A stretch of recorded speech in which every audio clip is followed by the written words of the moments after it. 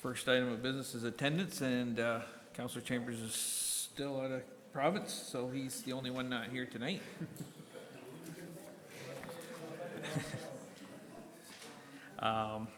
Second item we have is declaration of pecuniary interest, so I'm going to ask that if you have one, please declare it at the appropriate time. And that brings us, oh, I'll go back one to approval of the agenda. Does anybody have anything they'd like to add to the agenda?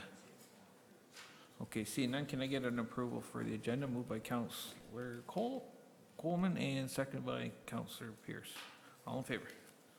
Opposed? Okay. Again, declaration of pecuniary interest mentioned. That brings us to item number 4, delegations, petitions, presentations.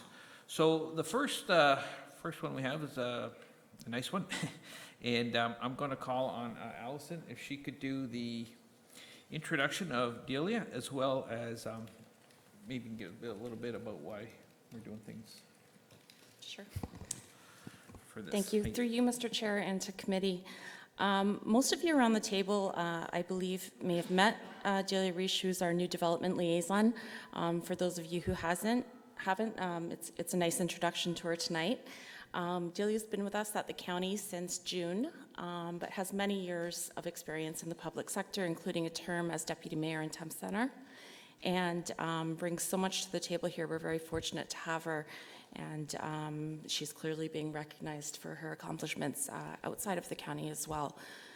So with that, I would like to introduce Susan Gardner and Sean Meyer from Municipal World, who are here tonight to recognize Delia with a Woman of Influence Award. So I would like to invite you up now.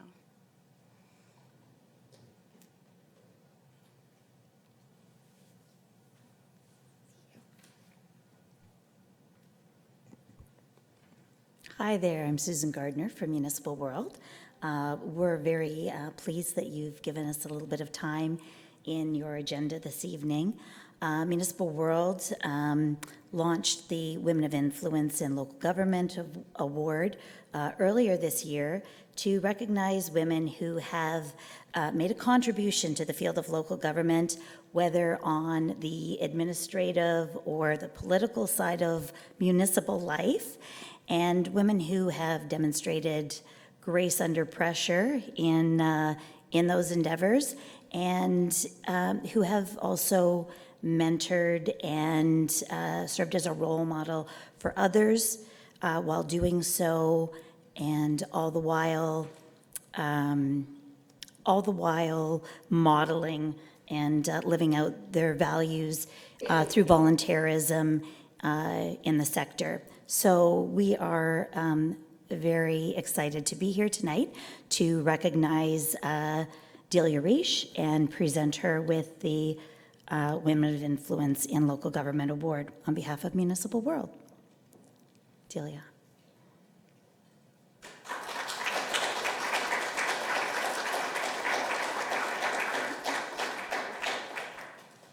Good evening, Council and members at large here. I just want to take this opportunity to thank Municipal World and Susan Gardner. It's a great honor to be recognized. As one who sat on the side of the table that you're on tonight, sometimes you may wonder if any of the hard work that you do does get noticed, and if there's anything that comes out that you can validate somehow later on in your life, and hopefully that you've made good decisions on and the community recognizes. And so this token from Municipal World has brought that to me, and I'm very grateful. I'm very grateful for being here in Brant County. It's an amazing place to have a career in. We're fortunate to have a council who's supportive and dedicated to the community as much as you guys are, and a wonderful staff, wonderful departments. I can't say enough about it. And you know, Michael, he just talks up so much beside me. I have to kind of put a wall up and increase because couldn't stop him from speaking. It was just so much. But having fun with a lot of the people in the building that we are in Wincy Mills, and just the staff has been amazing. You're a great community. I'm so proud to be part of this team. Thank you.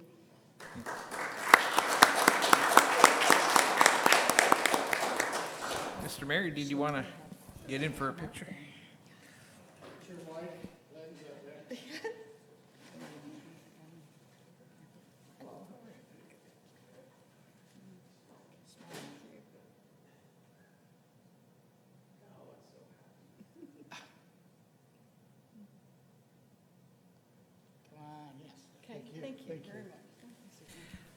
Any questions from committee for Sarah or for Delia? Okay. We all enjoy Municipal World, I'll tell you that right now, the magazine. And for Delia, to the new counselors, get to know this woman because she will guide you through some very difficult things, I guarantee it. So, in fact, I was out meeting with a resident today and we were discussing you because they have purchased a property out in Burford. They want to do some things with it. I says, well, it sounds like it's straightforward, but if you run into any hiccups, let me know and I'll introduce you to Delia. So, we will be chatting shortly. Okay, that concludes 4A. And we'll go to 4B, David McNeil, Paul Emerson, and Carrie Wilson's coming up as well, or who's all presenting? Okay. And then you also have Mario Colombo, no, just you two.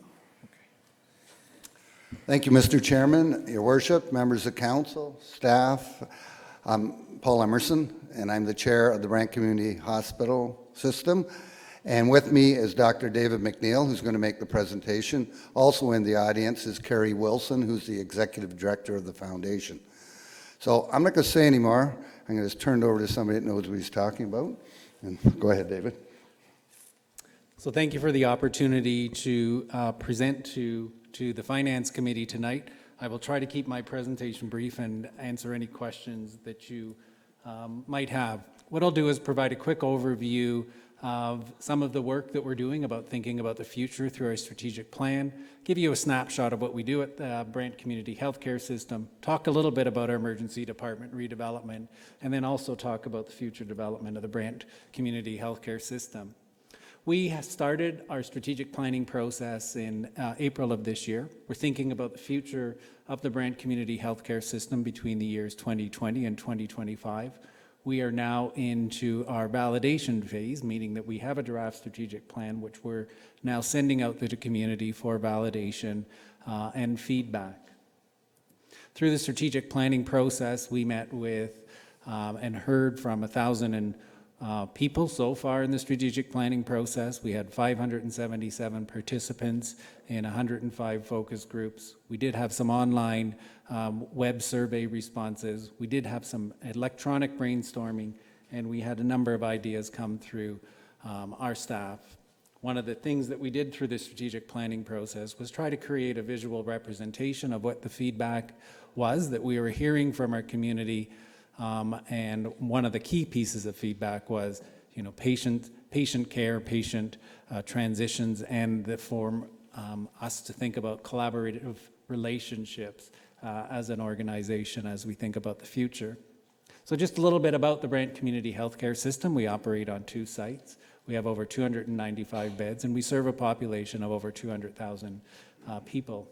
Each year, we have 100,000 inpatient days of care. We do 9,300 surgeries and perform many lab tests and diagnostic procedures. We have 1,700 staff, about 170 physicians and 350 plus volunteers, and have about 300 student placements and growing on an annual basis. So we're an important economic driver in the community. At the Brantford site, we offer a range of services from emergency care to inpatient care to ambulatory care services and all the diagnostics and support services that support care. Of course, the Willett site's an important part of the Brant Community Healthcare System. Today, we operate 32 beds at the Brant Community Healthcare System Willett site, as well as providing urgent care and mental health clinics in several of our chronic disease management. As we look back over 10 years, it sort of gives us an indication of what we think about when we look forward over the next 10 years. And over the last 10 years, we've seen a 20% increase in our full-time equivalents. We've seen a 44% increase in our emergency department visits. Occupancy, of course, has increased. We've seen a 9% increase in our operations, and our length of stay has improved. What becomes really telling as we think about the emergency department in the last 5 years, we've seen at the Brantford site an increase in the emergency department visits in the last 5 years from 51,000 to 57,000, and will surpass by the end of this fiscal year 59,000. Of course, the Willett site's an important part of the Brant Community Healthcare System where we offer urgent care, and it sees some of our lower acuity patients because the Brantford site would be considered to be a very high volume, high acuity center. So we're seeing over 18,000 visits at the Willett site right now. We are in the third stage of the planning process with the Ministry of Health. The third stage really gets us into the detailed design phase, and we anticipate approval to move to stage 3 in any day now, at which time we're hoping by the next 2 years to be out and doing construction on the renovations of our emergency department. We have fairly detailed plans, as you can see. We'll be more than doubling the size of the existing emergency department at the Brantford site. And the emergency department renovation will occur in 2 phases, the first phase being in the blue and pink areas, and the second phase being in the yellow areas on that slide. Of course, we will end up with a modernized emergency department that will serve the county as well as serve the people of Brantford. The estimated cost of the emergency department is $25 million. The estimated local share of that is $7 million. That includes the 10% contribution that we have to make for construction, plus the hospital does have to provide all of the medical equipment and the furniture, and we've included within the emergency department redevelopment a second CT scanner. So the request that we're coming forward today with is for a request for $500,000 or $500,000 from the Brant County to help us with our local share over the next 2 years. Finally, thinking about the future, because we want to make sure we're investing in a site that has a longevity, we have created a steering committee that's overseeing the master plan development for the new hospital. The contemplation at this stage is the redevelopment on the existing Brantford site. So any investment that we make today in the emergency department will be an investment that will be sustained into the future. As we're looking at our master plan, the contemplation for the Willop site is that it will be incorporated into the long-range plan of the hospital, where we'll be providing lower intensity rehabilitation support, medical clinics for chronic disease management, with being such things as dialysis clinics and/or congestive heart failure, and ongoing provision of urgent care. So that is my presentation. Happy to answer any questions. Okay, thank you very much for your presentation. This is, it's not a finance committee, we call it a corporate development committee. Corporate Development Committee, sorry. I was hoping your colleague would point that out to you. Okay, any questions for the presenters? Okay, we'll go left to right this time. Councillor Pierce. Thank you, Mr. Chair. Through you, thank you for the presentation. Couple quick ones here. First of all, just for clarification, are you looking for 500,000 over the next 2 years or 500,000 for the next 2 years? $500,000 split up over 2 years. So if you'd like to do that, $250,000 a year, that's fine. Okay, that's fine on that. So in the graph there, you showed that, you know, the emergency at the general is going this way and the Willet's coming that way. Just a question in regards to the downtrend of the Willet. Is it taking into consideration the hours of operations? Because it's not 24 hours like the general is, and I'm just curious as to, you know, is it apples to apples? Like, were all those stats taken with the hours of operations the same as what they are now? Yes, so the stats would have taken into the consideration the hours of operation that exist over the last 5 years at the Willet site. So, you know, and I think if we look at the 10-year projection, which you would have seen as a 22% increase at the Willet site over the last 10 years, and what you really see, if you look at the graph very closely, is really a leveling off in the last 3 years. It's been about 18,300 plus or minus 100 patients for the last 3 years. So we do see a leveling off. Right. And probably we are changing the hours of operation at the Willet to move to different hours of operation where we think we're going to see expanded volumes. That's fantastic news. And if I could, Mr. Chair, one final. The slide you had on there in regards to the beds and what's happening, you know, with the expansion of the emergency department in Brantford there. With the expansion of the emergency department, I'll go first though. Is there any extra, like there's one there, fast track, 12 exam and 1 treatment. So that to me, that's adding 1 more treatment room. Is there, help me out on this diagram here. How many more actual treatment rooms are there going to be when this is finished? So that in that preliminary design, we're anticipating to have probably about 6 to 8 more treatment spaces available. The issue with the emergency department is it's the design, it's the physical layout. Yep. And if you look on the diagram, you'll also see we'll have more appropriate holding areas for patients. That's in the blue section. Right, yep. So that when patients are admitted and they're waiting to be transferred into an inpatient bed, there will be much more suitable space for them to be housed in rather than the hallways as they exist today.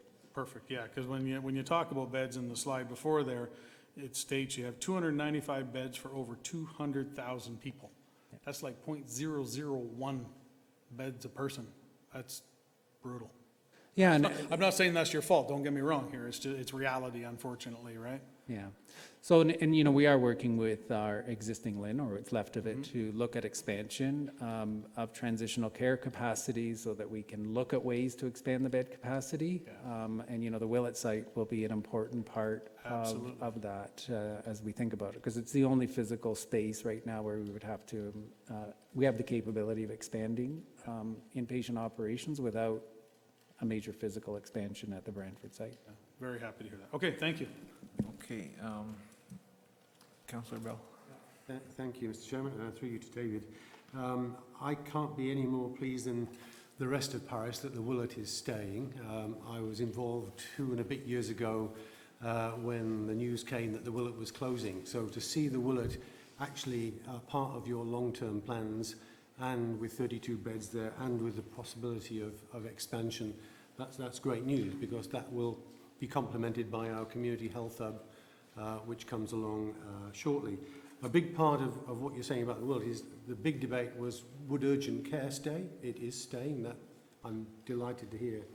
To the numbers, I'm surprised that the government expects the foundation to provide all of the equipment. Can you explain the rationale behind that? So years ago, used to be that hospitals had to fund 50% of the construction of a hospital. As hospital construction has skyrocketed, government knew that that would be impossible for communities to raise the funding, so they did change the funding formula so that they would provide 90% of the cost of construction, but all of the ancillary costs related to furniture and equipment need to be borne 100% by the hospital. I guess the theory of it is that hospitals should be sufficiently funded that they can actually amortize their equipment through their funding formulas. The reality is that most hospitals like Brantford are working on significant working capital deficits, and that really does provide us with a huge financial challenge. The demands for equipment over the next 5 years at Brant Community Healthcare System have been estimated at about $22 million. That's just for the medical equipment. We can afford to invest just over $1 million a year. So the gap is significant. Thank you. Councillor Ferrier. Thank you, Mr. Chair. Through you to David. Yeah, thanks again. The enhancements to the Willett have really been well received by the community, the ones that were recently announced. My question, though, is related to drop-offs and loading time for our paramedics. We run paramedics. We're the admin for that, the county, in the joint program. I sit as the chair on that, and a few members sit around the table for that. Those offload times, could you maybe speak a little bit to what an enhanced emergency center will mean for those drop-off times? Because that's something where we need a good news story like we've seen for the Willett. And I know we're going to get some with the drop-offs now being allowed to urgent care in other places where we won't necessarily have to drop everybody at emergency. Having a public transit system, we weren't going to get those calls that literally people are just hitching a ride to Brantford using the ambulance and not even going into the hospital. But can you speak to those offload times a little bit? And I know you've done some work recently with our paramedics on this, so much appreciated. Yeah. So I think, ambulance offload is, like emergency department wait times, are a symptom of a system that's under significant pressure. They're really the canaries in the coal mine around the healthcare system. So the volumes, as you can see, are going up significantly. I think there are capacity issues, but also there's policy issues that I think we need to have a hard conversation about in terms of emergency department offload. And some of those policy issues are unique to this area of the province. So I think further conversations around some of those policy issues can help us with our ambulance offload times. But the capacity issue with more waiting space, et cetera, you'd expect some of them, everything else being equal, you'd expect those to improve. Unfortunately, the health system is not equal. Every year we're getting increased demands, and the demands for care are increasing significantly. So no short-term, I'm not making short-term promises on seeing significant improvements in emergency department offload delays or emergency department wait times. This is a provincial issue. But I do say there are some policy issues that I think we could reap some benefit by having a hard conversation about some of those things, and we would probably see some improvements. Any other questions? Thank you. Just as far as the policy issues, let's have those discussions sooner rather than later, because it's costing us a bundle to have those ambulances sitting there, so. Yeah. And it puts risk at communities, right? Yeah, well, yeah, for sure. Councillor Gatmore. Thank you, Mr. Chairman.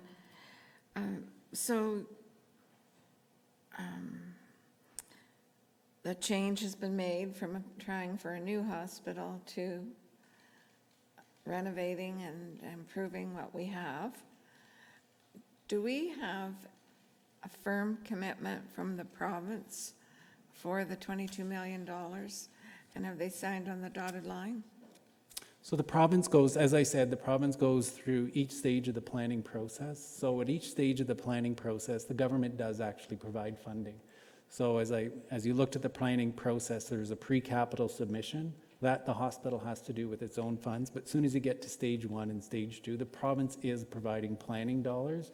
And as we get to stage 3, the province will provide more planning dollars. And then when we finally get to construction and the cost of construction, the government will sign on the dotted line for the hospital project. But they control each stage, so I can't move from stage 2 to stage 3 without the government approving and then handing me a check, so to speak, to move on to that next planning stage. Thank you for that information and all the good work you do. Thank you. Any other questions? Okay, Sina, I have one. A couple weeks ago in the Expositor, I'm sure you read the article. The wait times are 22 hours between the time you arrive to maybe getting a bed. Would we see this whole project for emergency, would that have much of an impact on that? Or is that more of a back end, we need the beds kind of deal? Yeah, so when we think about the system pressures within the healthcare system, the emergency department is the point of entry into our healthcare system. So the point of exit out of the healthcare system in terms of acute care is some of the big challenges. So getting patients out of the hospital into communities where there's the support, into long-term care facilities, into retirement home, into the housing that people require, those are the barriers that actually impede flow out of a hospital. So it's the emergency department. You can build huge emergency department. It's not necessarily going to improve your flow into the hospital building if you can't get the patients out of the hospital building. It's a simple input-output flow process. Thank you for the answer. I think the government's kind of working on that, so we'll be discussing that very issue later on. So, okay, seeing no other questions, gentlemen, thank you very much for your Thank you very presentation. much for your time. Appreciate your questions. And that takes us to delegation 4C, Dan Carter, and I do not believe Dan is in the room tonight. So if he comes later on, we'll ask committee if we want to hear from him, but otherwise we'll move on to disposition of the delegation. So the first one we had was Sean Meyer and Susan Gardner with their presentation to Delia, and how would committee wish to deal with that? Can I get a motion to receive? Councillor Pierce, seconded by Councillor Bell. Discussion, all in favor? Opposed? And again, councillors, get to know Delia. She will be your lifesaver. 4B, I'm going to ask how committee would like to deal with that one. I'm surprised. Okay, Councillor Bell, or Councillor Pierce, sorry. Move to receive and send to budget. Okay, do we have a seconder? Mayor Bailey? Any discussion on that motion? Councillor Bell? Thank you, Mr. Chair. Really, it's for my education. When this kind of request comes forward, and this is a big request, I mean, this is $500,000 that we hadn't really thought about in budgeting terms. Typically, is this the way we deal with it? We pass it on to the budget discussions? Or when it's of a, I'll call it a sensitive nature that many in the community will be expecting the council to act on immediately. Is there a case for actually saying tonight we support? Going back to the discussions we've had, for example, with St. Joe's and with Crossing All Bridges, where on the night we agreed. Do we, again, it's for my education, and if somebody in the committee could help me to understand better how to deal with this, I'd appreciate it. No, that's normally how we deal with this, because we referred to budget because we don't know what the numbers are going to be. And if we're looking at a hefty tax increase, we might scale it back or defer it or something to that effect. So that's why we like to refer to budget. Crosstown Bridges, I'm pretty sure we deferred that to budget and had the discussion then, and same with the hospice as well, so exact same way. So there's a motion on the floor. Any further discussion, questions? Okay, all in favor of referring to budget? Okay, thank you. Okay, business arising from the minutes. Is there anybody that has anything they wish to bring up? Okay, seeing none? What's that? Oh, right, we should adopt those minutes before we go to the business. Okay, adoption of the minutes from the previous meeting. Can I get a motion to? Okay, Councillor Coleman, second by Councillor Bell. Discussion? See none, all in favor? Opposed? Okay. Any business arising from the minutes? Okay, seeing none. This will bring us to 7, and we have A, and we'll deal with 7A, 1, 2, 3, 4, 5, before we get to B. I will tell you right now, I will have 7B3 voted on separately, because I'll declare pecuniary interest, and if the committee is okay, I've asked Councillor Pierce if he'd take over the chair for that, okay? But as far as 7, 1, 2, 4, or 5, does anybody want any of them removed for a separate vote? Okay, see none, then can I get a mover to approve them, get it on the floor? Okay, Move them all. Yeah, okay, we'll go with Councillor House and then Councillor Coleman. Is there any discussion on any of those?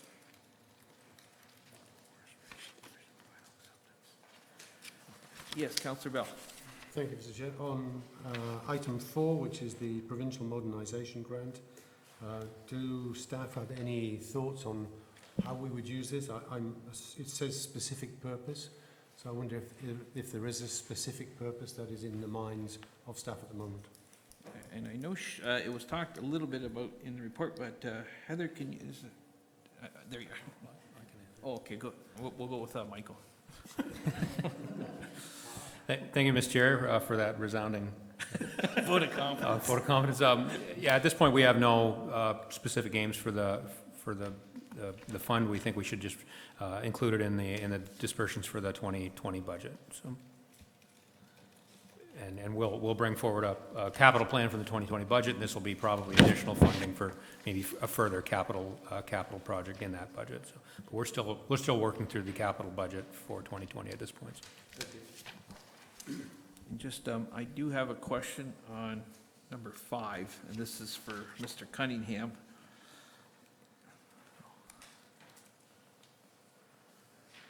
And while you're making your way to the podium, and the only reason I'm asking this is because we're dealing with this, as you know, out in my ward, near Highland Estates, and about accepting, the final acceptance of this plan of subdivision.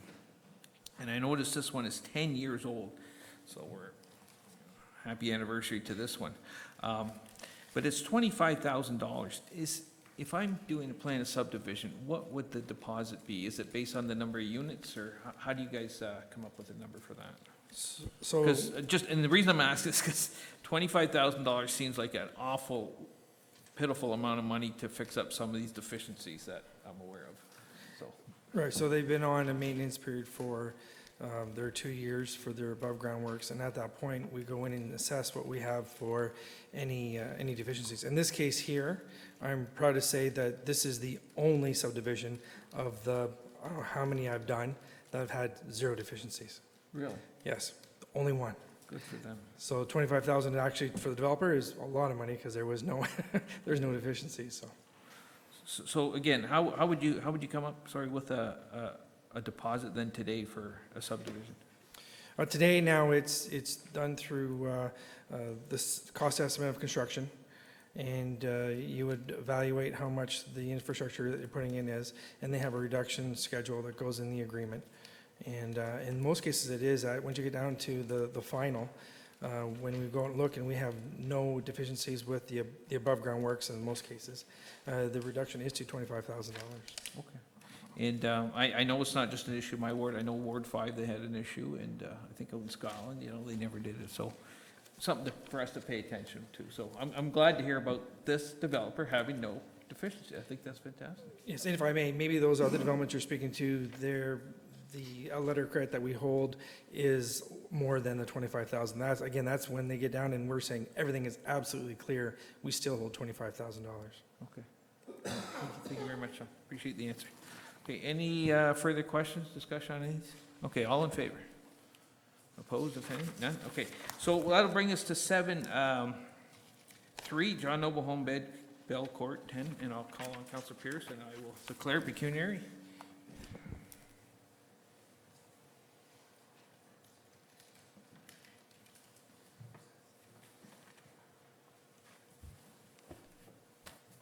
Okay, so we're moving 3 by itself. Mover, Counselor Howes, Counselor Coleman, questions? That was easy. All in favor? Opposed? Carried.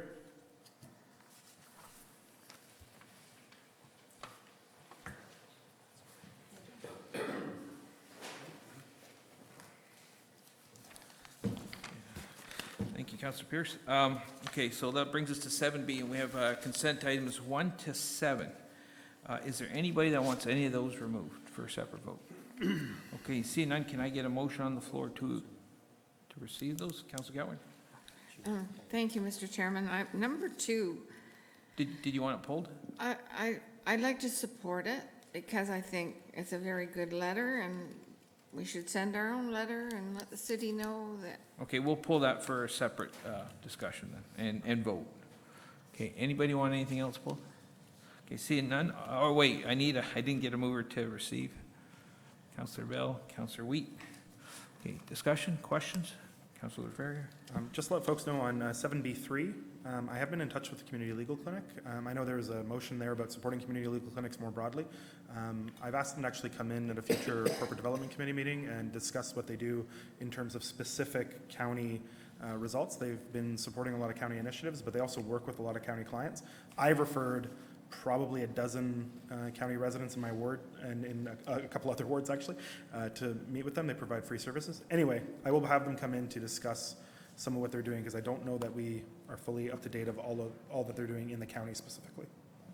I can't speak for everybody around the table, but I can tell you right now, I am not up to speed on what these guys do, so I think that would be appreciated by me. I'll speak to I just want to talk about item 7, Communities Improvement Plan, and last month, we approved some for the Burford area, and this month, some for St. George. And if you get a chance, and I know some of you have already done this, to go out and visit with the businesses, it was me, Mayor David Bailey, Allison, and then Heather. And I thought we had a really great, well, I thought we had a really great day. We really made a lot of connections, so maybe we get a job as a traveling sales team later on, because I thought we did really well, and people really appreciate it. So it's a good, I think it's a great program, and seen a lot of success. So, okay, so I'll call, we got a motion then on the floor to receive for 1 to 7, and we've withdrawn number 2 because Councilor Gatward's going to discuss it, maybe present a motion on that one. So all in favor of those 6? Opposed? Okay. Councilor Gatward, what would you like to do with 7B2? Thank you, Mr. Chairman. Well,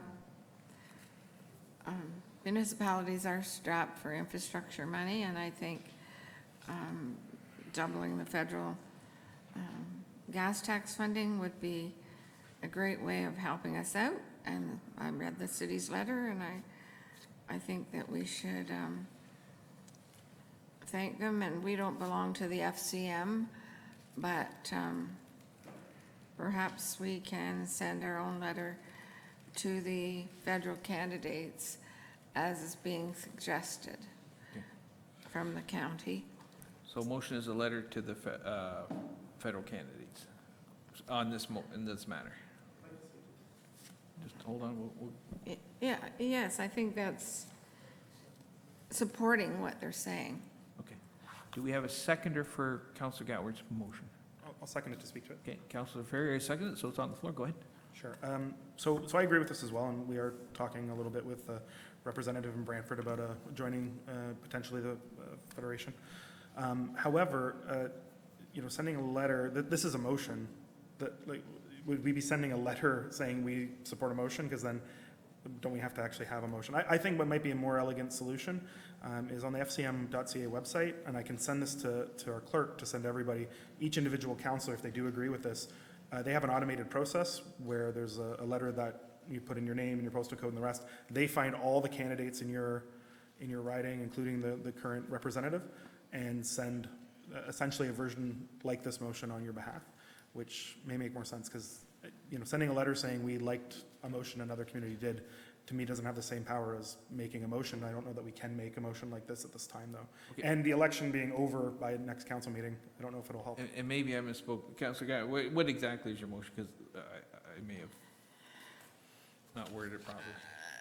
I know that it's their own motion that's written here, but I thought it was a good idea to write to the federal candidates. Individual letters sometimes receive more attention than pages of motions. So it was just an idea. And anything we can do to increase our federal gas tax funding or infrastructure funding is worthwhile, in my opinion. Okay, I'm still not clear on if it's a are you encouraging individual members to write, or did you want the council of the county of Brant to write? Did you want the council to write a letter?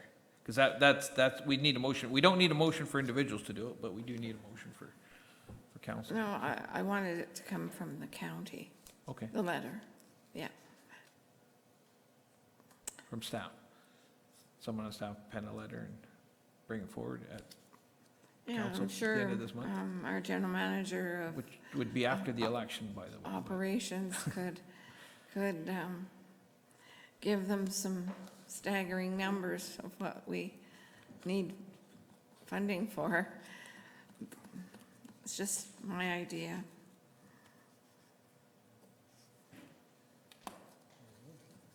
So that the letter come from the county and that someone in staff create a letter to the spirit of what is in this city correspondence. Could I make a friendly amendment? Yes, well, that's up to the mover. Could I make a friendly amendment, Joe? Friendly amendment? But through Yeah, the chair. through you, Mr. Chair, that staff be directed to write a letter showing, summarizing the infrastructure needs in the county and sending it to all federal candidates before the election. Because sending a letter saying we agree with another city's motion without making our own motion, I think that's a more elegant solution. And I will send the link to every member of council if they so choose to individually. And I will overrule you on that because we cannot do that unless it's approved by council. We just can't. Okay. I It know, has to be approved at the next council meeting, you mean? or, we've done this before, not for these kind of matters where we need approval and we'll have a special council meeting, but I don't see us calling a special council meeting to write a letter. So we can't do that until it's passed the council. Yeah, and appreciate that, so. Are you calling the motion? I'm confused here. I think really all we need to do is that staff be directed to send a letter in support of the City of Brantford's resolution and copy it to the federal candidates, although it'll be a member by that point. We'll have an appointed person by the time this goes through. That's what I was trying to get at. I think she got it. And to the seconder, is that, okay. Discussion on that motion? I don't want to drag this out. All in favor? Opposed? I think we got it. I think 3 opposed. Okay, so that moves that one. Okay, committee reports. I don't see any there.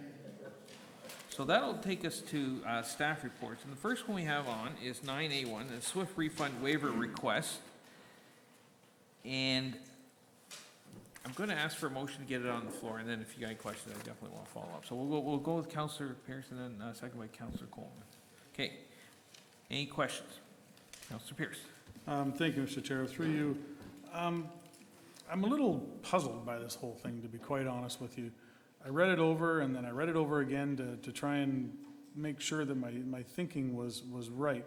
The only thing that I don't get, I understand the other communities that have waived it and that sort of thing. But what I don't understand here, and I guess, how can I word this? I'm a little upset that we weren't in the first go-around. There's pros and cons to it, I guess. You know, we could say the first go-around will iron out any bugs if there is any. But I truly believe that, I may be a little biased, but in the county, we've got the BME, which is, you know, perfectly suited for this. I thought, you know, with that partnership, that we would have been in the first round. So now I'm a little leery to even understand, even though it kind of leans to suggest we would be in the second round, there's nothing in here to indicate that we will or won't. And if you look at the difference of what it would mean in terms of actual dedicated money back to it, sure there is it's a difference in a chunk of money, but I mean, by the time the potentially third round or whatever comes around, I don't know. I'm looking for some other input on this, but I'm not 100% in favor of not waiving this, and I'd like some talk around the table to try and convince me. Okay, the first set that went out went to Lambton, Yeah, Norfolk, and Wellington. yeah.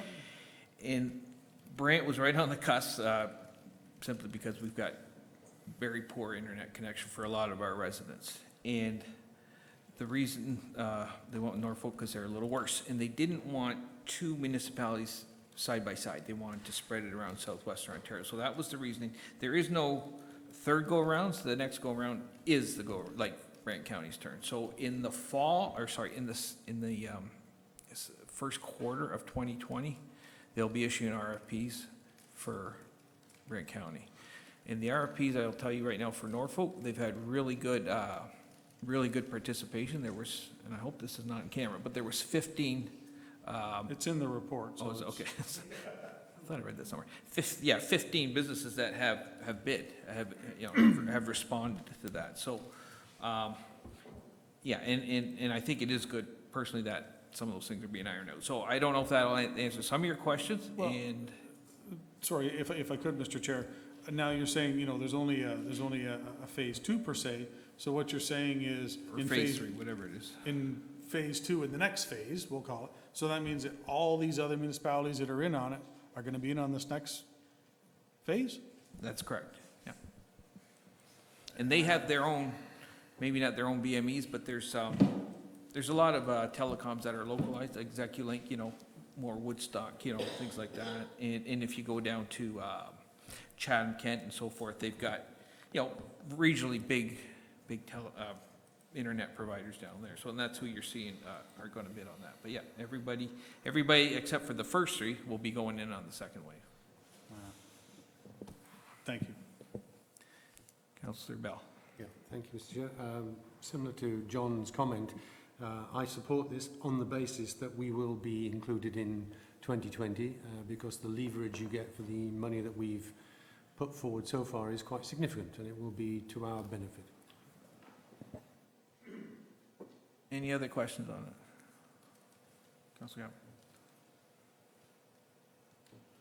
Thank you, Mr. Chairman. Well, you answered my first question about when they're coming to Brant, the RFPs in fall of 2020. The work that they're doing in Norfolk, is it in a certain area of the county or in various spots? Can you give me any information about that? It's not the whole county, and that's a very good question. It'll be the same for the county of Brant. What they're trying to do is get as many residences as they can with the monies that they have available from from us, from the federal government, from the provincial government, and they're all gonna leverage that up with the providers. So they're gonna try and do as many as they can. They're gonna try and get down as many kilometers of road as they can. They're not going to put up towers. I don't know. I'm not into the technical part of it, how they do it. The I know they reason- have to go to the standard of 50 megabytes per second. Is that right? 50 megabits per second upload or download in 10 megabits per And second. the reason I asked that, I thought Norfolk's right next to Brant, and maybe there might be some spillover to benefit the residents that border Norfolk. I suspect there will. And I know BME is also, I believe, has responded to that RFP. They were one of the 15. Thank you. So. Okay.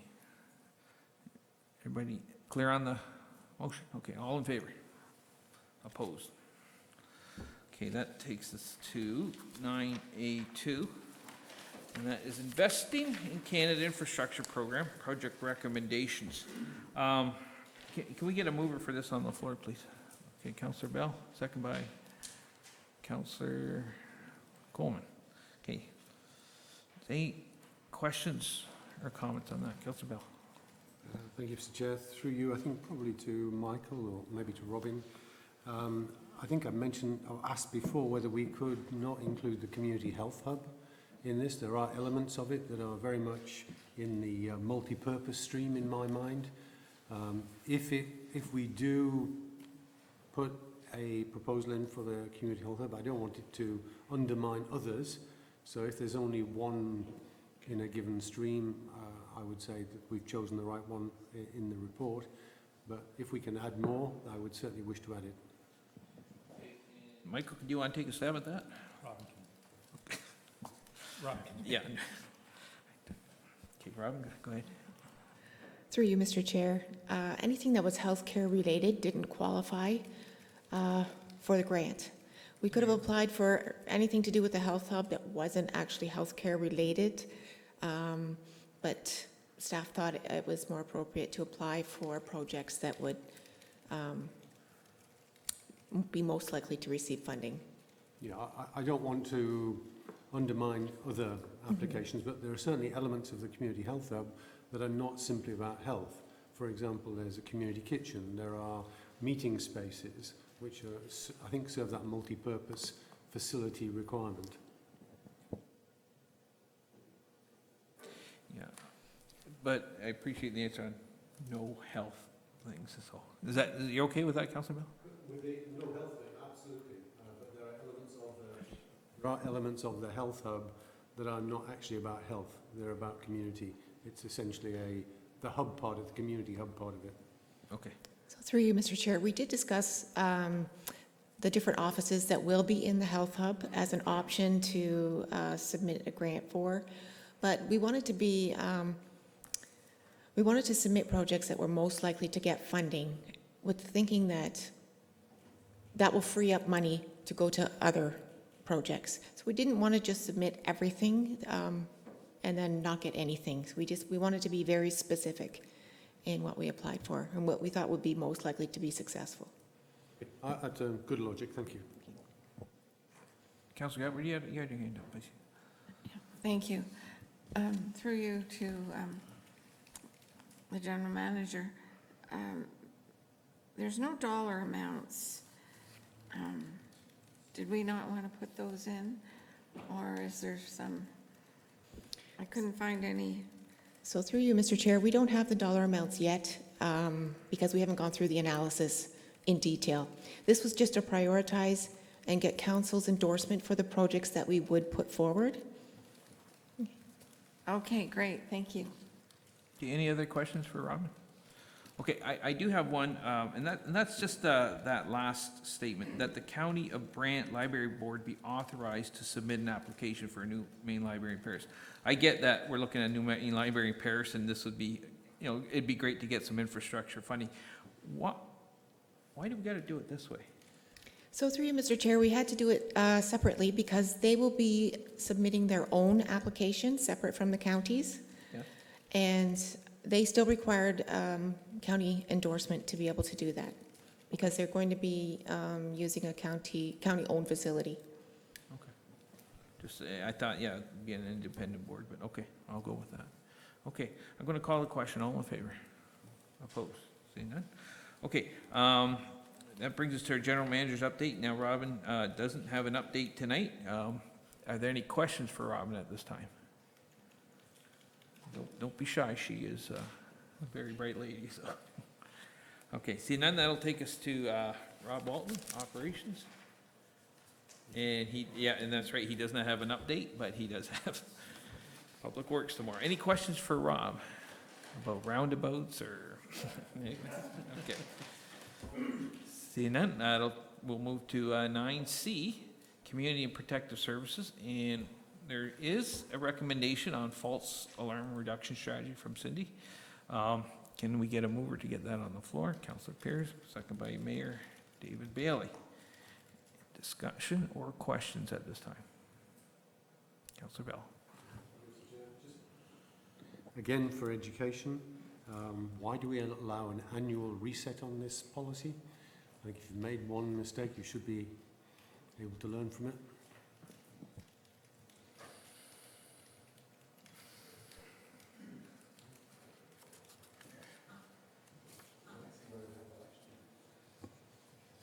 Through you, Mr. Chair.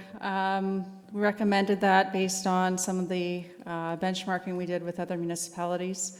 Some don't actually charge any fees. Some charge a much lower fee than we do. So this is what we're proposing. It's in line with what we've done in the past in terms of reset. But obviously the report recommends escalating fees throughout the year.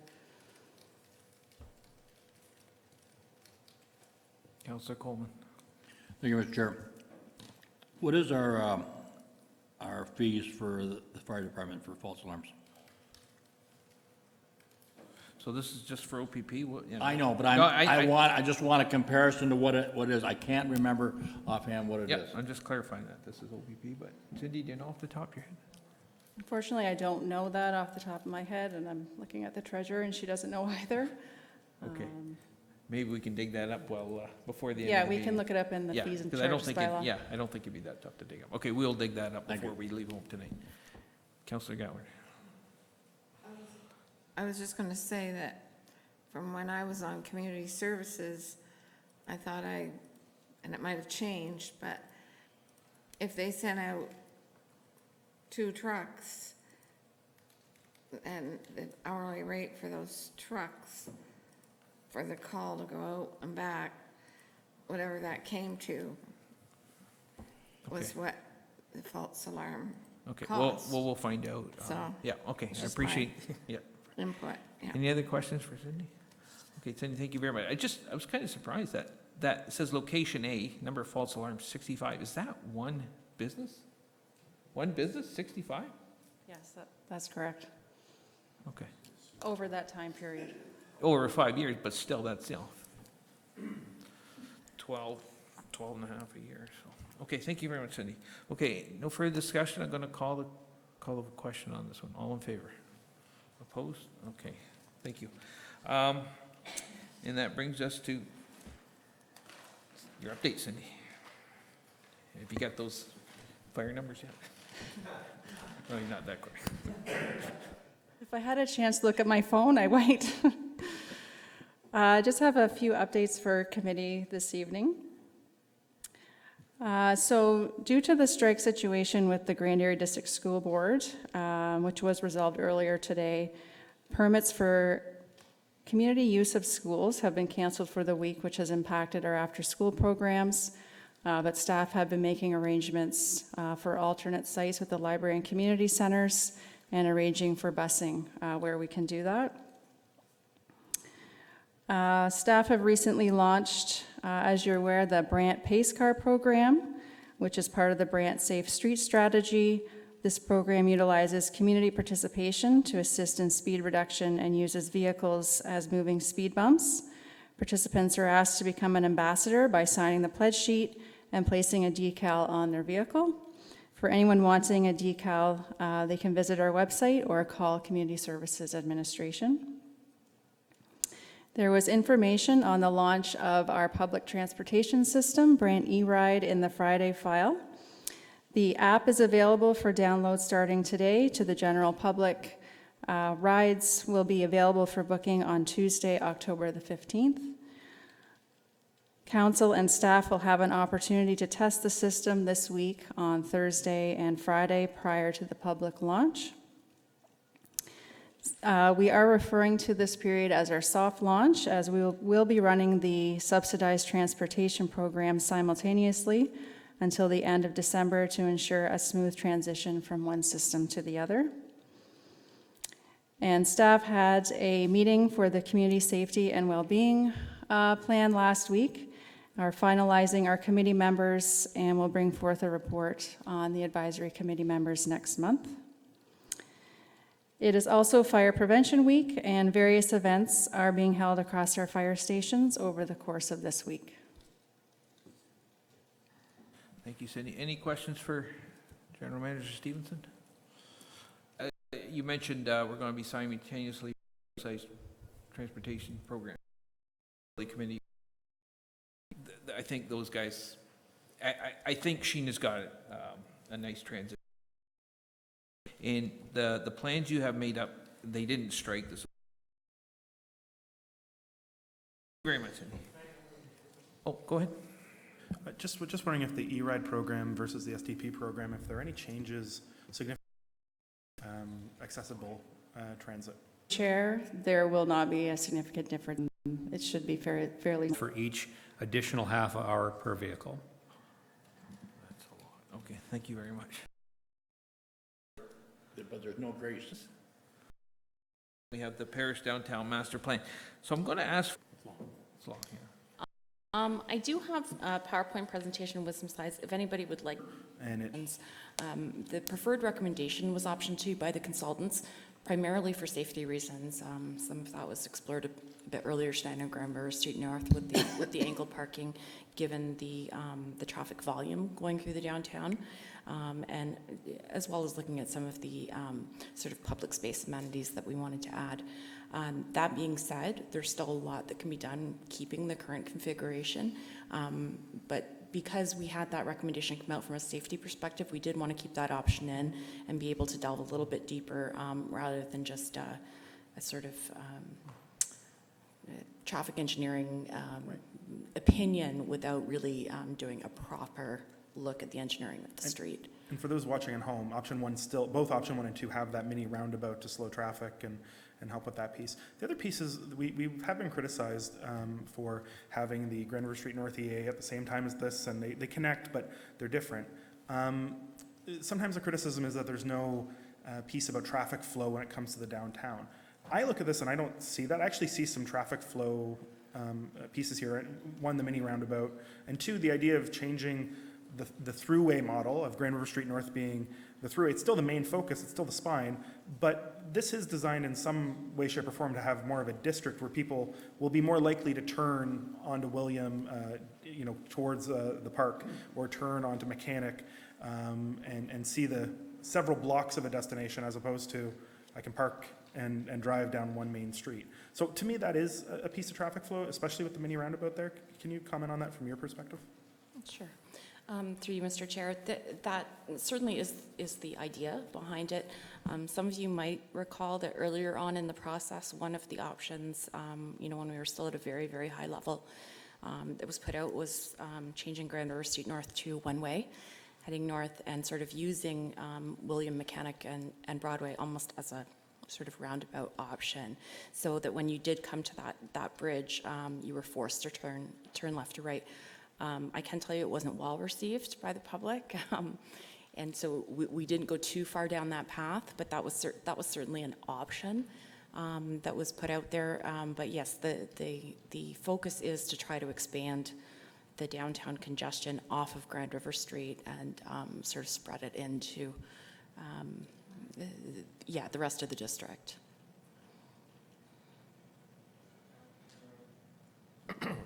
Thank you, Mr. Chair. Through you to Allison. First, thank you for all the work that went into this report. There was a lot of community input, and I can see how much effort was put into condensing it all and into a very readable format. My question is on the phasing, and this reflects some questions that I've been asked by the public. When this goes to a public information session, can we show a pre-phase one that illustrates how we're going to handle the parking needs while we fix the parking needs? Do you see what I mean? Because I have had, that's one of the first questions that comes up is if you know, if we would ever, you know, if we build this parking solution, where's everybody going to park while you're building it? So. Through you, Mr. Chair, certainly we could look at that. If you notice further on in the agenda, we do have a sort of temporary proposed option to sort of offset that decrease that you'll see through construction phases, and also just to address the current demand and some of the shortages during the peak times that we see now. So absolutely, we could do a bit more of that and bring forward some options, particularly for the business owners, of whether we can have, you know, shorter term parking for people who do want to go in and out of the businesses, and maybe commercial loading zones as well. Great, thank you. I appreciate the question, the parking question, because even Saturday night, when you think it's off-peak hours, I mean, this parking lot here was full, and you know, the one by the Cedar House was almost full as well, so it doesn't seem to matter what time. Councillor Bell. Thank you, Mr. Chair. Through you to Alison. First of all, I think it looks fantastic. I think if we get to it in the form that you've shown it, it'll be wonderful. I have a number of thoughts. One is that it's taking 15 years is far too long. I'm going to be dead by 15 years from now. You know, statistically, I'll be dead in 15 years' time. So, oh, come on. No, 15 years is far too long for this. I'm quite serious. In 15 years, unless we do this in 5 or so years, this centre of town will atrophy. It'll atrophy. And you can see it now. Just walk down the high street and look at the number of vacant properties, the number of businesses we have that are really not there to attract people in or tourists in. And I think this is there's a real drive here to make and keep Paris as we all believe it should be. So if you look at the commentary from the public, top items, vacant or unattractive storefronts, I don't think we addressed that enough, Alison. The lack of opportunities to access the river, I don't know which river they're talking about, but I mean, generally, we don't see much in here about getting to the river and answering that very popular question. And the issue of traffic flows, which we talked about earlier, I think the idea that you pointed to there, Alison, of seeing the downtown as one very large roundabout, I think is a very good idea that we should give some time to. And I think the reason we, can go faster than we have indicated in this report is we shouldn't rely totally on municipal funding. There are people that will build car parks as a commercial venture, and we should not think that we're going to be limited by what we can afford when in fact there are other sources of income. But just to go back to the issue of parking, traffic flows, in the report you point out very clearly that William Street, Mechanic Street, Broadway Street are very big streets with very little traffic on. So it seems like a solution waiting to fit the problem that we've got. So I would translate the phasing that Steve had been mentioning there as parking absolutely number one, but then I would concentrate on making that other part of the roundabout ready for action before we then tackle Grand River Street. Thank you. Through you, Mr. Chair, I just wanted to touch briefly, and I maybe should have stressed this a little bit more in the report, because you did mention the feedback on the vacant, unattractive storefronts. The intent is that this will be used hand in hand with the community improvement plans. So this is addressing public realm, and we hope that will stimulate the private investment. I knew that, Alison. I think it's worthwhile emphasising that in the report. I think we've got a proposal, I think it came to Community Services today, to open up the river walk. I forget the name of it, but on the other side of the Nith River, I would like to see that go in there. The concept of a boardwalk that runs along the Grand River on the backside of the properties on Grand River Street would be an amazing attraction for tourists, but we haven't mentioned that.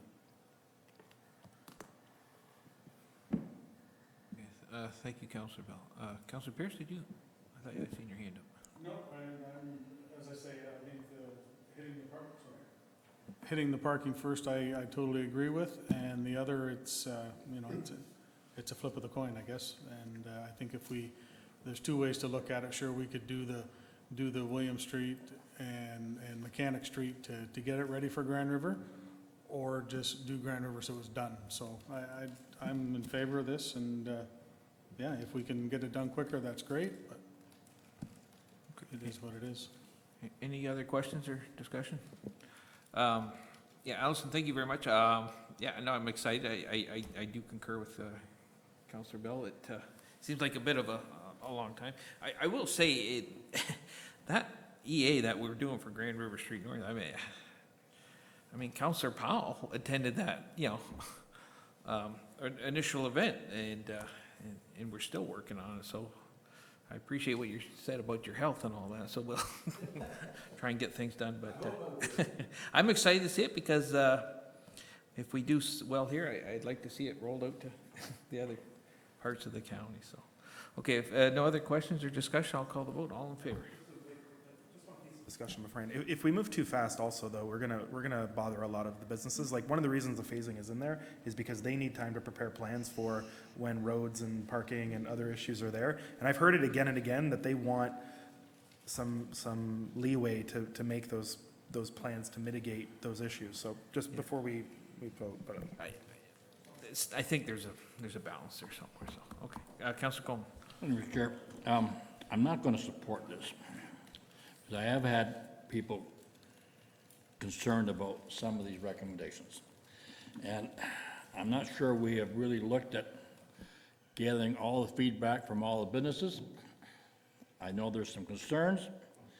And then I have heard this slogan so many times, Paris is one of the prettiest towns in Ontario. And that's one of them is because of the angled parking. And I was just in Tillsonburg here about a month ago, or less than that. Angle parking. It sticks out in my mind, and that's why I can't support this motion. I'm having problems with this whole thing. I know we got a traffic problem, but we also got a lot more vehicles on the road than we had 25 years ago. And we've got a lot more people. But somehow we got to come around to say, and that old slogan, prettiest town in Paris, or prettiest town in Canada, Paris, keeps coming back. And what picture do you look at when they show it? Angle parking. Just to be clear, I don't think we're deciding that issue No, tonight. I know. It's either I know, option one but or option two. that's part of this part of this recommendation. Oh, no, actually, no, it's Isn't not. it? No, it leaves that option open. It's either I know it option. leaves it open, but I still worry about what we've got back to the residents, or to Yeah. the business owners in downtown Paris. Okay, those issues, as far as the angled parking, that's not being decided tonight. I know, Okay. I know, Okay. but this is the first step. And by the way, I do appreciate the parking in Tillsonburg. I've always enjoyed that. Anybody who wishes one? Okay, go ahead, Councilor. So I'd suggested, and staff followed up on it, we did have a meeting with, sort of co-organized by the BIA. A lot of us were there, and the initial plan had a lot more emphasis on parallel parking. This plan has a lot more emphasis on Grand River Street North on angled parking. In fact, it's labeled option 1, even though there's technical reasons to prefer option 2, which is the other side. So they were listened to. The 4 Paris councillors and the mayor visited literally every business, right after this was the third pick or the second pick or whatever pick we had on it. And then we had a specific meeting just for the owners. They did express their displeasure, and that's why option 1 is more of a refresh on Grand River Street North, but keeps the parking the way it is, adds a roundabout, and is more of a facelift. Remember too, though, we do need to get under some of the invisible infrastructure as well, which is part of this as well. So I just don't want anybody to think that if we're voting for this, to approve this, we're saying no to angled parking, because that's clearly not what's in there, and they could take that impression based on your comments, though I don't think that's your intent. Thank you, Mr. Chair. I think what we got here is an angle parking tail wagging a much bigger dog. And I think we have to keep our concentration on the big picture. I think what Alison has put forward here is a wonderful vision of what this town can be. And to Brian's comment about Paris being the prettiest town in Ontario or Canada, we have to work really hard to keep it there. And unless we do this, it is not going to be the prettiest town in Canada for very much longer. Councillor Wheat? Well, I just have to comment that it never dawned on me that whether you park parallel or whether you park on an angle contributes to whether you're pretty or not. I mean, you park or you park. It's a profile. That's new to me, so I've learned something tonight. If you want to be pretty, you angle park, you don't parallel park. And I park parallel in front of my house. I guess I'm gonna have to figure out how to angle park. Then 25 West Street will be prettier. Thank you, Councillor Wheat. Any other questions, discussion? Okay, seeing none, I'm going to call the vote. All in favor? Opposed? Noted. Okay. That brings us to Alison, your update for tonight. Thank you. Through you, Mr. Chair. Just two quick updates. I wanted to thank council, all of you who supported and came out to salute to Brant.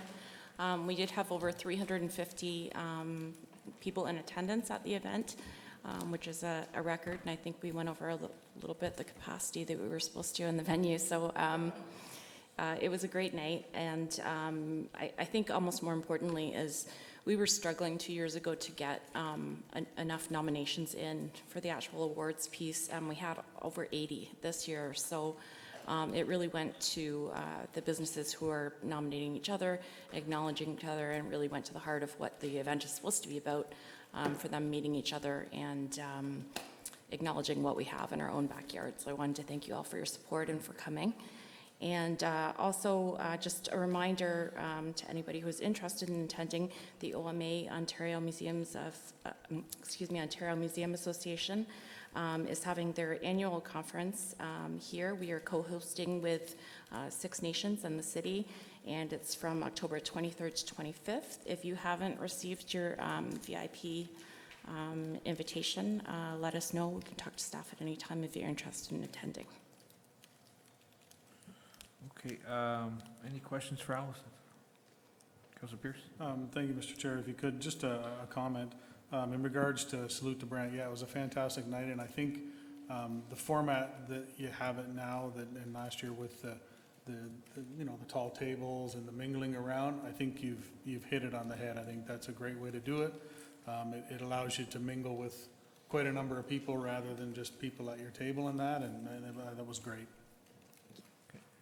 Any other questions or comments for? Okay, Alison, thank you. And I'll say too, I really enjoyed the event, and I did talk to some businesses that were nominated. They weren't winners, and they still had a great time. So kudos to your staff. Let them know that. Well, I think they do know, but let them know that they did a great job. Thank you. Okay, that takes us over the page for those that are using pages, and brings us to item F, Office of the CAO, and item 1, County of Brant policing options. And can I get a motion off the floor to move that? And I'll go to Councillor Ferrier, second by Councillor Coleman. Okay, do we have any questions or discussion on this one? Councillor Coleman? Go ahead. Mr. Chair, the only one I would put forward as an amendment to this, or with an amendment to it, is a 1-year contract. Hold on one second. I just want to ask you, is that, can you do that with the OPP? I don't know. Thank you, Mr. Chair. I'm sorry, I have to pull some notes out here. I spoke with as I mentioned, the lead for the Municipal Policing Bureau, Inspector Marshall. He mentioned there are options for the renewal term. I don't know if a one-year contract is acceptable or permissible or an option. He mentioned 3, 4, and 5. I didn't ask about a 1 year, but that's something I'm sure he would be happy to have further discussion on, so. Okay, Councilor Goldman, you want to make that a motion? I'll make that a motion seeking a second. But well, here's my question though. Did you want to wait till council and we could find out? Would you have, I don't want you making a motion that wouldn't make, you know? That's fine. Okay, let's do that then. And can we trust, do you think you can find out before council? Through you, Mr. Chair, Inspector Marshall's been very easy Okay. to reach out to, Is that so fair? I could probably file Okay. that very quickly, so. Okay, appreciate that, Brian. We'll go left to right. Councilor Bell. Is this question time? Pardon me? Question or comment? Yeah, we'll do both, sure. Okay. The satisfaction survey results, if you look at them in cold light of day, look very good. Were they specifically from the county? Through you, Mr. Chair, it's my understanding that the OPP detachment does a survey. I saw the number, it was 200 and some, I think, or 300 some respondents in the county. Now, I think I'm not sure, but I do believe it's a standard survey that maybe they use with all their detachments, but, Okay. but I did read the survey, and I have it. I could probably dig it out, so. Yeah, the one element of the survey that comes out at the lower end is in relation to traffic, in relation to following up on highway traffic issues, on foot patrols.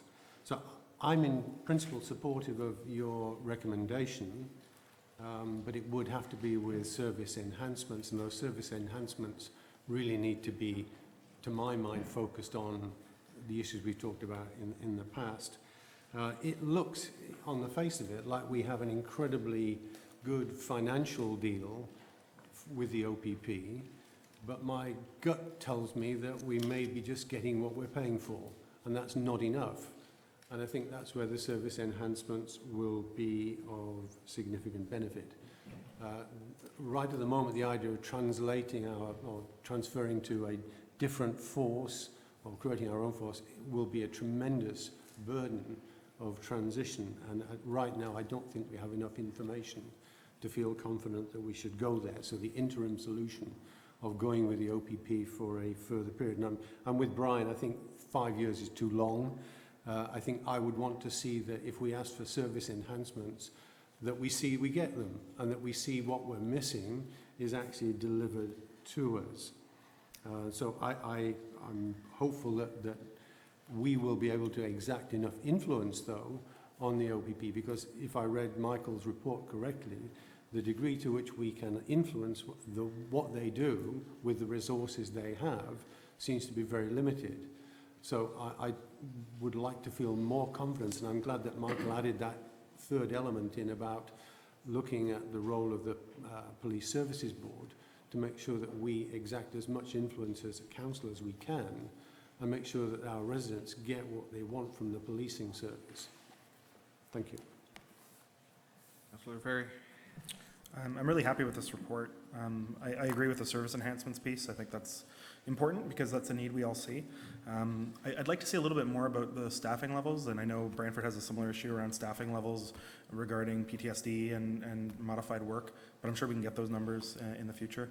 And I do know that the OPP have talked about how they supplement for that, having modified duty that then supports more hours out and about. I wouldn't agree if it comes up with a 1 year. I think that's too short, and I think that's undue pressure on the employees. But I'm really happy with this report, and look what happened. I mean, I supported this report because I think it's important to get the information out, because this conversation comes up in the community a lot. I think there's nothing wrong with having the report.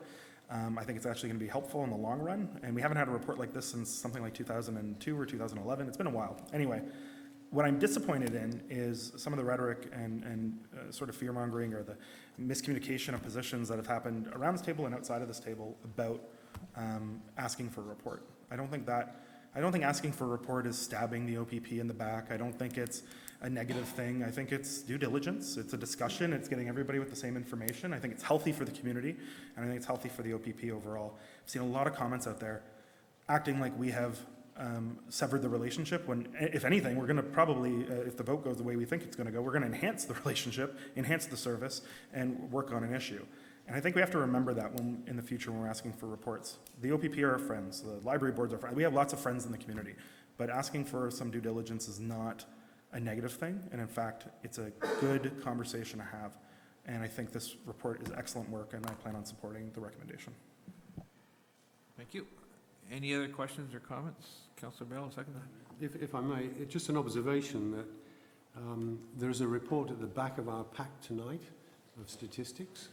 And what struck me was that if I read it correctly, the total number of sworn officers for the OBP is just over 2,000.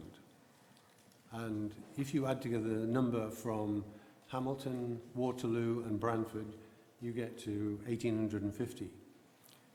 So I was surprised that the strength of the OPP in terms of manpower was as limited as that would suggest. And the reports we get from the detachment commander often talk about the number of vacancies we have, and we seem to be moving people around to fill gaps all the time. So there's something we need to have more confidence in, that we have the people that are needed to provide the policing that the community requires and deserves. Somebody said to me that the OPP are actually essentially highway patrol. And there may be some truth in that, and I wonder whether we have an opportunity here to move the OPP model of policing into more of a community model of policing, a municipal model of policing, for those communities that don't want their own force or don't want to go into relationships with other bigger neighbouring forces.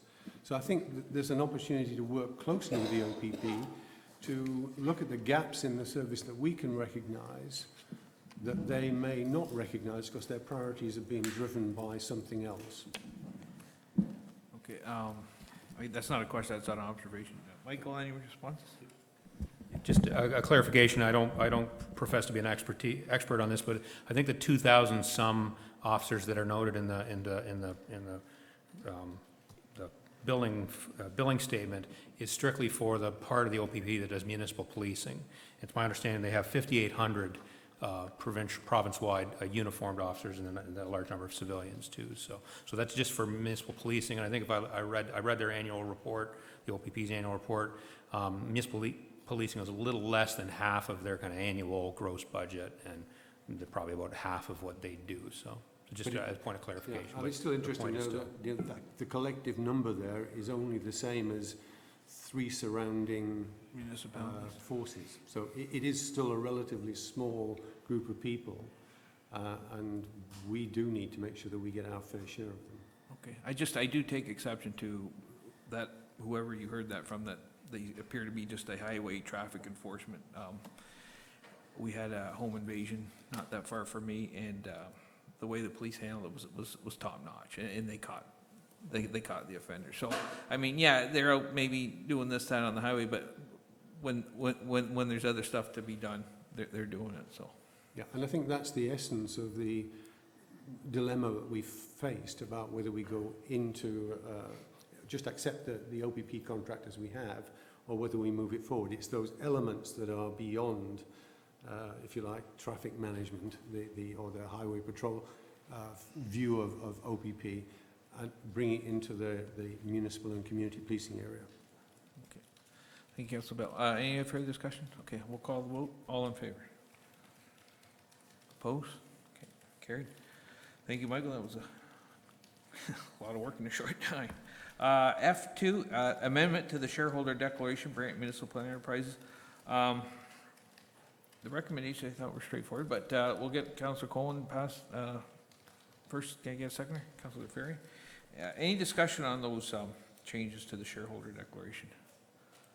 They're pretty straightforward. Okay, all in favor? Opposed? Okay, Michael, that takes us to your update. Thank you, Mr. Chair. I just wanted to touch on two items, one a bit of a report and one on just a kind of acknowledgement. So I'll report that on September 12th, we had our annual emergency management exercise. I think it's one of the more important things we do in kind of our municipal year. So on the 12th, we had a very large group. We in a fairly small room, and we undertook a morning-long training session, and then we did a mock emergency for the afternoon. And so the exercise included a full test of our new automated call-out system, which worked brilliantly. Mr. Walton actually was the one that triggered it, and all of us got called simultaneously, so very effective. We did one full business cycle of an emergency. We called it Operation Frosty, and it was a mock winter storm event. And we utilized incident command teams, so some people that were basically they were doing a mock kind of if they were actually doing the incident itself, and then they were calling us with new information to make it more realistic, like we were in the midst of an actual event. And then we actually ended the business cycle with a mock press conference, and Mayor Bailey actually took that on, and he did a great job. So overall, it was really an impressive day, and I think we've come such a long way in terms of emergency management activities here at the county. The exercise went very well. It's a testament to the work I think that Council's done in resourcing emergency management here in the county, as well as the hard work by Kent Pottruff, who's our Joint Emergency Management Coordinator, who helps with the city as well as Jeff Heyman, our Fire Chief, and our Community Emergency Management Coordinator. So I just wanted to take a moment to thank all the participants. We had a large group of county staff. We had our incident commanders, Rob and Cindy, Rob Walton, and as well as Greg Demers, who was the operations commander for that day because of winter storm. They worked hard. It was pretty stressful few hours for them. I also wanted to thank Inspector Anderson and Staff Sergeant Ferguson from the OPP, Dr. Locke and Dr. Urbanke from Brant County Health Unit, Al Dusling from Union Gas, and Sue Evenden from Social Services, who joined us that day and all provided a lot of support. So it was an excellent day, and I get very pleased with the outcome, I think, corporately. And we met the following week with our Emergency Management Program Committee, and we've got lots of follow-up to do, but every year it does get better for us.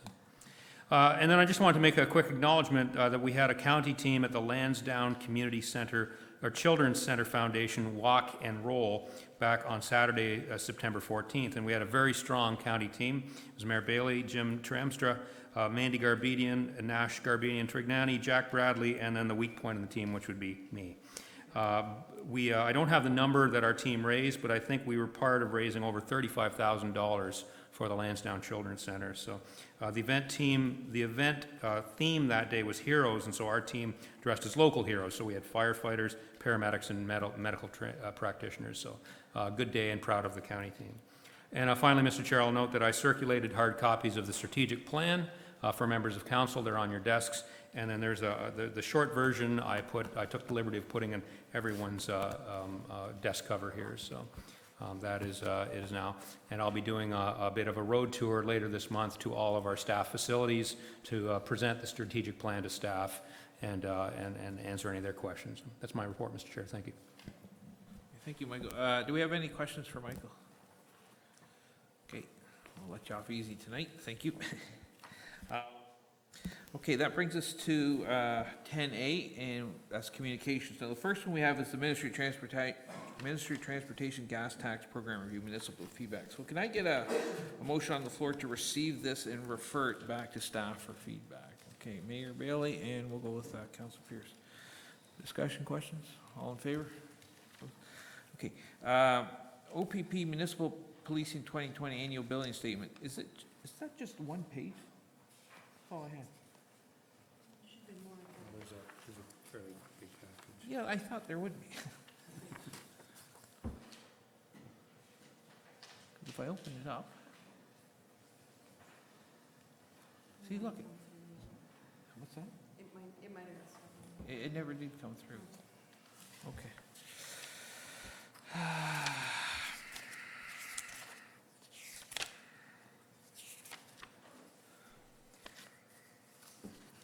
was going to email you, but